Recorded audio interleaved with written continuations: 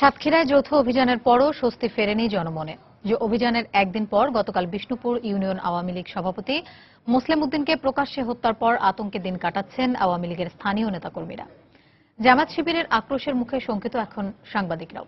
সাতক্ষীরা প্রতিনিধি মমতাজ আহমেদ বাপির পাঠানো তথ্য ও ছবি নিয়ে ডেস্ক রিপোর্ট। যৌথ বাহিনীর অভিযানের পর সাতক্ষীরা আবারও স্বাভাবিক অবস্থায় ফিরে আসবে এমনটাই প্রত্যাশা এলাকাবাসীর। কিন্তু গত রোববার রাত থেকে শুরু হওয়া এই অভিযানে আইন শৃঙ্খলা রক্ষাকারী বাহিনীর উপর দফায় দফায় জামাত শিবিরের হামলার ঘটনা আবারও শঙ্কিত করে তোলে তাদের। এই শঙ্কায় নতুন মাত্রা যোগ হয় গত মঙ্গলবার। এদিন কালীগঞ্জ উপজেলার চৌমোহনী বাজারে জামাত শিবির কর্মীরা দিনে দুপুরে কুপিয়ে হত্যা করে বিষ্ণুপুর ইউনিয়ন আওয়ামী লীগের সভাপতি মোসলেম উদ্দিনকে। এছাড়া র্যাব, পুলিশ, বিজিবি মোতায়েন সত্ত্বেও ঘটে জামাত শিবিরের সড়ক অবরোধ, জ্বালাও পোড়াও সহ নানা সহিংসতার ঘটনা। যৌথ বাহিনীর অভিযান থাকা সত্ত্বেও আমরা কেউ নিজেদেরকে নিরাপদ মনে করছি না। আমরা সাধারণ মানুষ চাই সুস্থ সমাধান হোক এবং যত দ্রুত সম্ভব। আমরা ব্যবসা করি, সাইড থেকে আমাদের কোনো কাস্টমার আসতেছে না, বা রাস্তা ব্যারিকেড দেয়া, রাস্তা কাটা, বিভিন্ন সমস্যা। আমরা এর থেকে পরিত্রাণ চাই, আমরা দেশের সাধারণ শান্তি বিরাজ করুন, এটাই আমরা চাচ্ছি।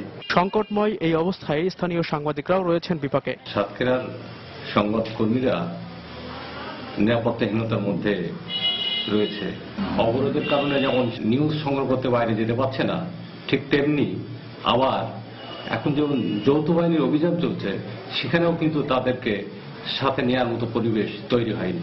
তবে পুলিশ কর্মকর্তাদের দাবি, যৌথ অভিযানের পর জনমনের স্বস্তি ফিরে এসেছে।